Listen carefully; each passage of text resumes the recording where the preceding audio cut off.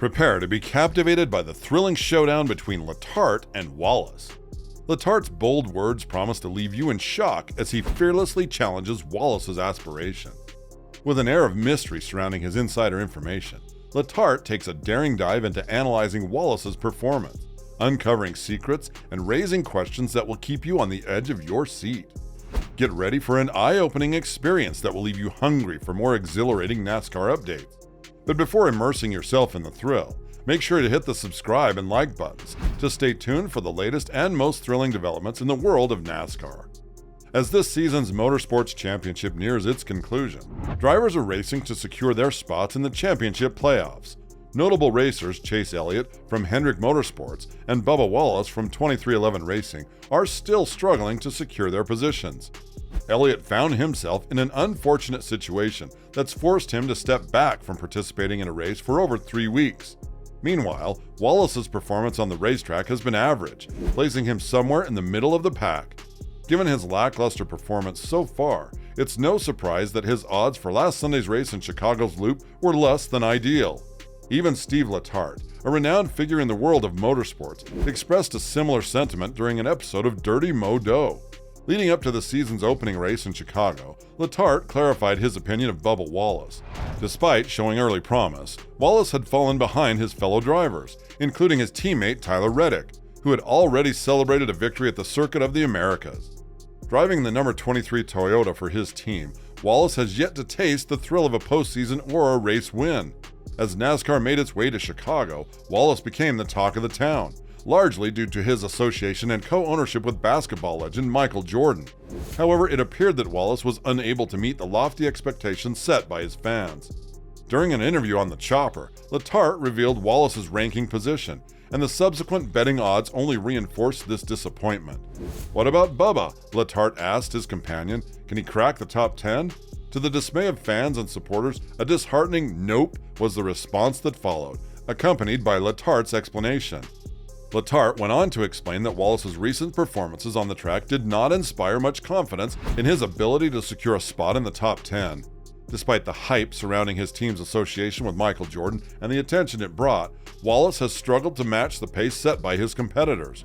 As a result, the odds were stacked against him for the race in Chicago's Loop, leaving fans wondering if he would ever be able to break through and achieve a notable victory. Letarte reasoned, "Man, you can't navigate a road course without getting lost, so I don't think city circuits are in his future. I really respect his achievements so far. He drew a crowd of 4,000 at an event called Bubba's Block Party in Chicago. It's impressive what Bubba has brought to the sport. But don't expect any sugarcoating here. As the betting podcast's host said, fade Bubba right now." Letarte added that despite Bubba Wallace's lack of advantages, he lacks the required skill and talent. He needs to step up, as NASCAR teams don't recruit drivers without potential. Do you agree with Steve Letarte's opinion? Share your thoughts below.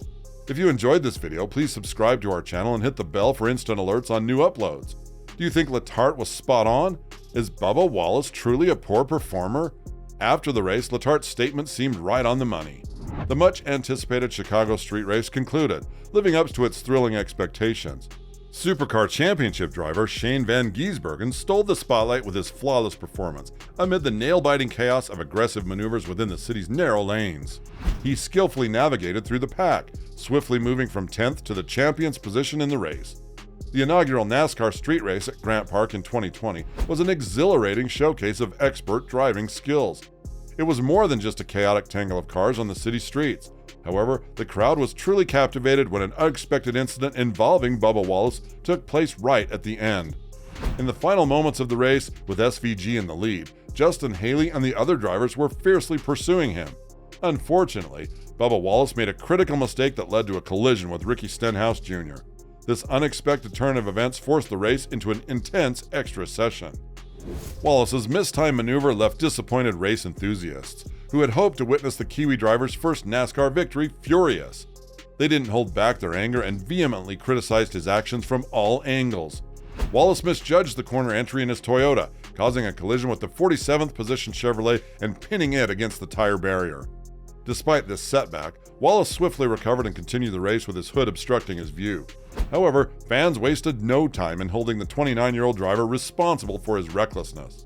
One passionate supporter expressed their disgust with a profanity-laden outburst exclaiming, "OMG, Bubba Wallace, you idiot!" Another fan questioned Wallace's driving skills, suggesting that he could only excel on superspeedways. This incident heightened the frustration among spectators as it prolonged the race into an overtime period. Fans expressed their dissatisfaction and demanded that Wallace be removed from the Cup Series, claiming that he consistently displayed a lack of self-awareness and made careless mistakes. Tensions escalated to the point where one fan shouted, "Screw Bubba Wallace, you morons!" Others began to doubt Bubba Wallace's abilities, with one person stating the number 23 driver showed no skill throughout the entire race. Another supporter took a confrontational stance, urging Wallace's legendary team owner to reconsider his involvement in future seasons, deeming him a waste of time for Jordan Racing. This supporter specifically criticized Wallace's avoidable crash in the recent race. Shane Van Gisbergen, also known as SVG, demonstrated remarkable resilience despite a late caution and the dramatic incident involving Wallace. He emerged as the victor, clinching his first NASCAR win and taking home the coveted trophy. Meanwhile, Wallace endured a disastrous race, finishing a dismal 31st. Prior to NASCAR's highly anticipated race in Chicago, Wallace expressed his concerns about the tight layout of the track. He revealed that many of his fellow drivers shared his skepticism about the event. The 2.2-mile street circuit featured mostly tight 90-degree turns, making it an exceptionally challenging course. Wallace voiced his uncertainty, echoing the worries of his fellow drivers as they raced throughout the city streets. The industry's current Cup Series champion, Joey Logano, shared similar sentiments of anticipation and eagerness as he prepared for the Chicago street race, which held special significance as it took place in Michael Jordan's hometown. Bubba Wallace recently shared more about his unique relationship with basketball legend Michael Jordan. In an interview with the Chicago Sun-Times, Wallace explained that Jordan keeps him on his toes with lighthearted jokes, always maintaining an encouraging attitude. This kind of mentorship is invaluable. You can expect some friendly banter from Jordan, but it's all in the spirit of personal growth. One significant symbol of their connection is Jordan's famous number 23 displayed on Wallace's race car. This number, worn by Jordan during his 6th title run with the Chicago Bulls, fills Chicago fans with immense pride as they enthusiastically rally behind Wallace. It's incredible to see the broad fan base supporting car number 23, not just locally but worldwide, Wallace expressed. Given the deep-rooted significance of number 23 in Chicago, it's an honor to represent it and its associated colors in this city. Despite facing criticism questioning his abilities, Wallace remains deeply involved in local community events, particularly within Black and minority communities. His block party was a particularly popular occasion, exclusively for the Black community. On race day, lucky fans with general admission tickets had a chance to witness the excitement firsthand. Wallace's commitment to fostering a welcoming atmosphere within the sport is evident. In a recent interview, he emphasized his intention to advocate for positive change. "We want to create an environment where everyone, regardless of age or race, can be a part of our sport without barriers. It's our way of showing that we value inclusivity." While Wallace's incentives are commendable, questions still remain about his qualification for this year's postseason. The challenge before him is steep, particularly as he competes to secure a top 10 finish while his team owner, Denny Hamlin, and fellow racer Tyler Reddick start in the front row. What are your thoughts on the criticisms? Do you think Letarte's comments were fair or too harsh? Share your viewpoint in the comments section below. And don't forget to subscribe to our channel using your email address. We're eager to hear your perspective in our next video.